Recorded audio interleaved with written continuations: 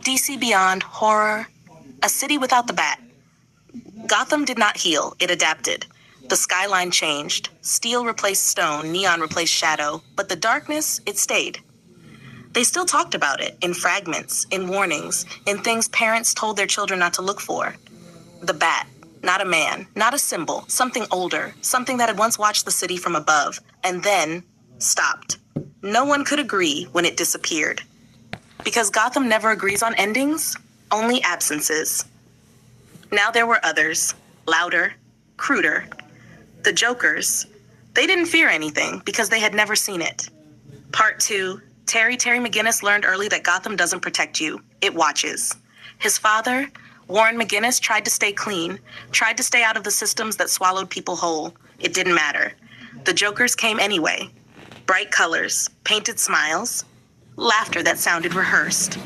They broke into the apartment like it was a game. Terry wasn't supposed to be there. He came home early. He heard it. The struggle, the voice, then the silence. By the time he reached the room, it was already over. His father on the floor, still, eyes open. And one of them, one of the Jokers, leaned down close to the body and whispered, "Why so serious?" They laughed. And Terry didn't. The man in the house. He found the house by accident, or maybe it found him. Old Gotham, past the parts of the city people still used. Wayne Manor. It wasn't abandoned, not exactly. It was waiting. Inside, a man, old, thin, eyes sharp in the wrong way. Bruce Wayne, but not the Bruce Wayne history remembered. This one didn't greet him, didn't question him. Just watched. "You're loud," Bruce said. Terry frowned. "I didn't make any. You think too loud." The house wasn't empty. Terry could feel it in the walls, in the shadows, in the spaces between things. Like something had lived there too long and never fully left. Part 4, the suit. The cave was still there, hidden, buried, waiting. Terry wasn't supposed to find it, but he did. And when he did, it woke up. Not a suit, not armor, something else. A container, black, liquid, moving when it shouldn't. Wayne Enterprises called it a prototype, adaptive combat system, neural-linked nanotechnology. It wasn't what it was. It was alive. The moment Terry touched it, it responded, climbing his arm, fast, cold, get it off. Oh yeah, just so you know, all the Batman Beyond related stuff takes place in an alternate universe that is similar to the main DC horror universe, but different. It didn't listen. It spread across his chest, his back, his face, and then silence. Inside his head, something shifted. Not a voice, not words. Recognition, like something old finally had somewhere to go. Back in the cave, Bruce watches. Not surprised. It chose you. Terry's breathing steadies. The suit settles. Perfect. "What is this?" Terry asks. Bruce doesn't answer immediately, because he's not looking at Terry. He's looking at something else, something only he can see. Part 5, what remains high above Gotham, the new bat stands. Sleek, black, silent, but not empty. The suit moves with Terry, but something else moves with the suit. Something older, something that remembers. Below, the Jokers gather. They laugh, they always laugh, until they look up. And for the first time, they stop. Because something about it feels wrong. Not like a hero, not like a man. Like something that used to exist and has returned in a different shape. Part 6, Gotham still watches. At GCPD headquarters, the lights never turn off. Inside, a woman stands at the window. Older now, sharper, tired in ways that don't fade. Barbara Gordon, commissioner. She looks out over the city. At the signal that hasn't been lit in years. At the sky that used to answer it. Then, something moves, far above. Not the same, not exactly, but close enough. Barbara exhales. About time. Final image, Terry stands on the edge of the future. The suit breathes with him, and deep inside it, something shifts. Not awake, not fully, but aware. The bat is gone, but it was never just one thing, and Gotham never stops needing it.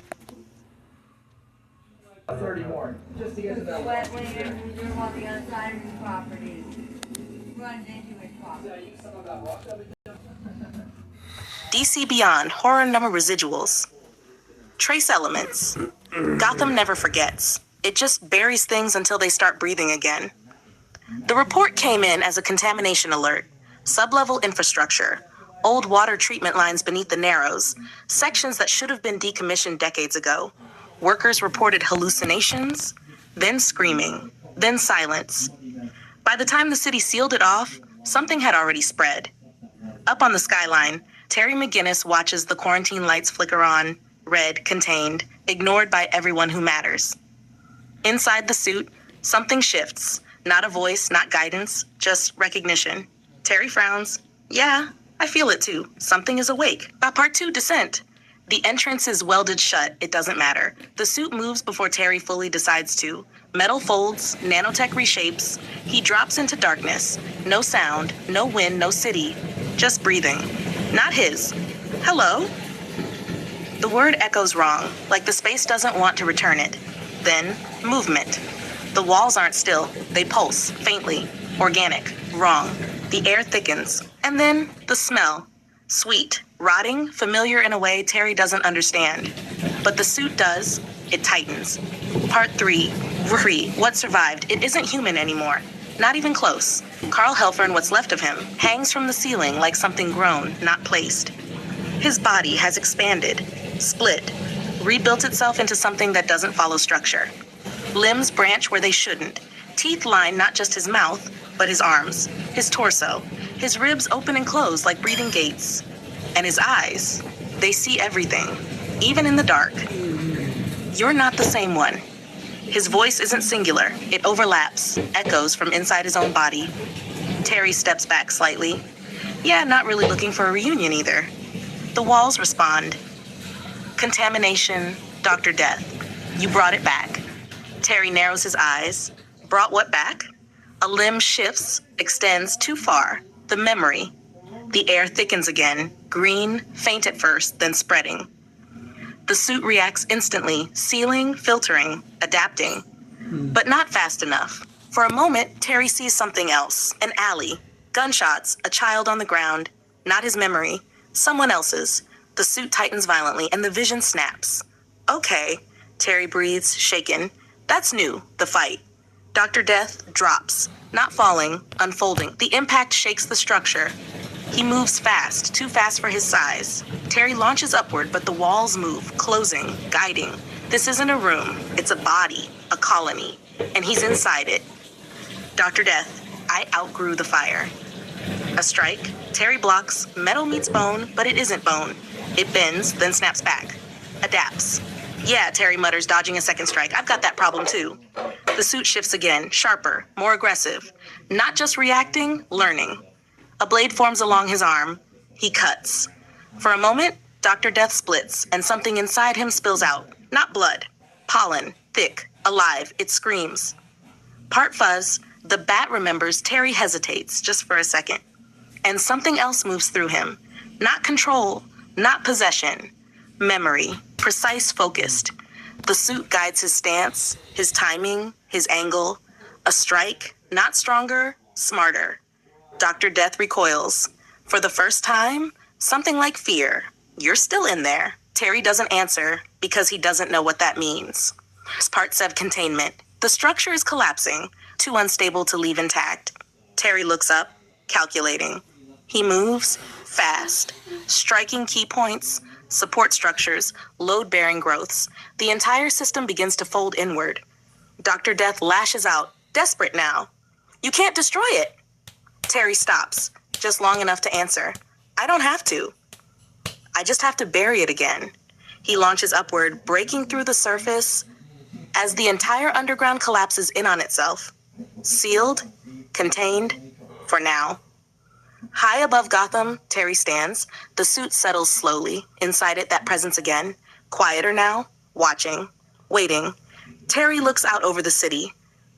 So, he mutters, was that one of yours? No answer. But deep inside the suit, something almost feels like recognition. And far below, buried beneath layers of concrete and time, something still breathes, very slowly, very patiently. this mess before I head on out of here. Yeah, coming along. DC Beyond Horror number 3, The Field That Breathes. Missing. People don't disappear in Gotham. Not really. They just stop being found. The reports were scattered at first. Farm workers, transit laborers, night shift security, all vanishing near the same stretch of reclaimed land outside the city. They called it redevelopment, new housing, new life.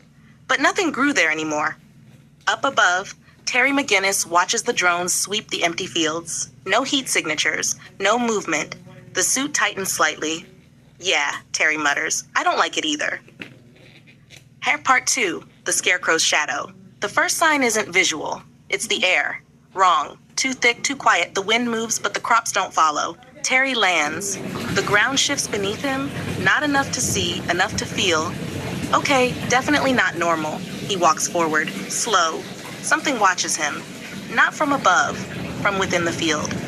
Ghoul. It rises slowly. At first, it looks like a scarecrow.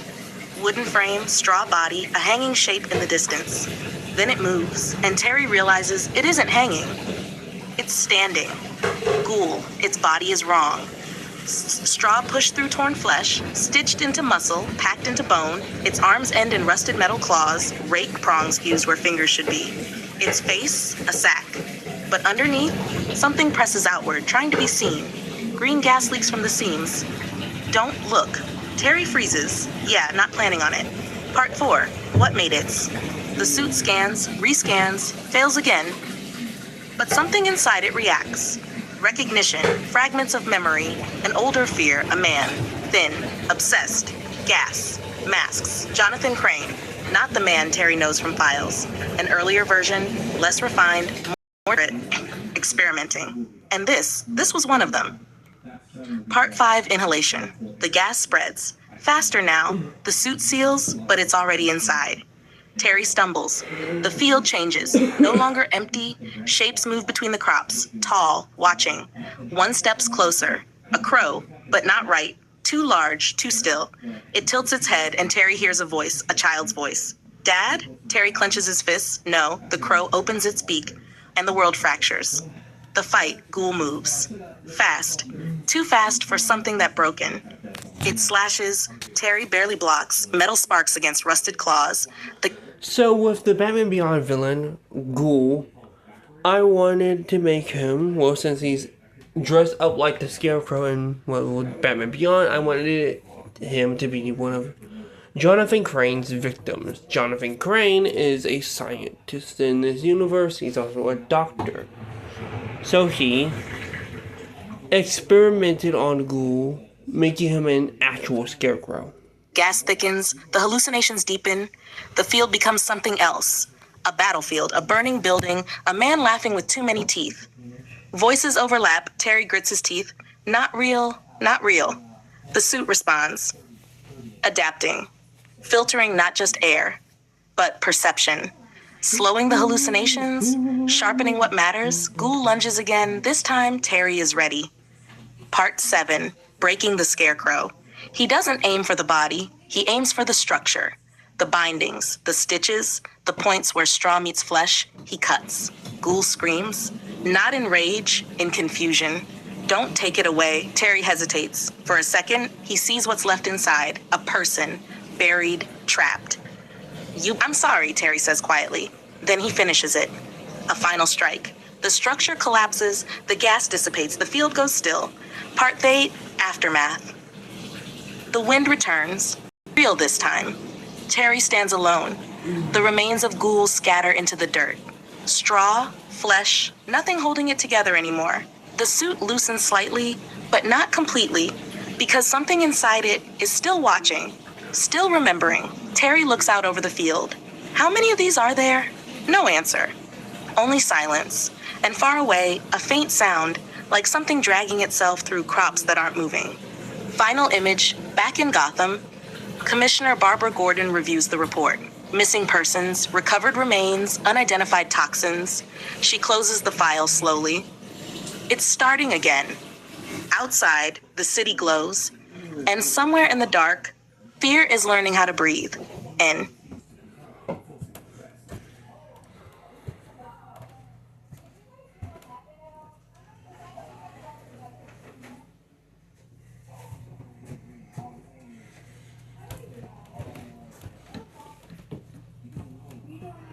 That's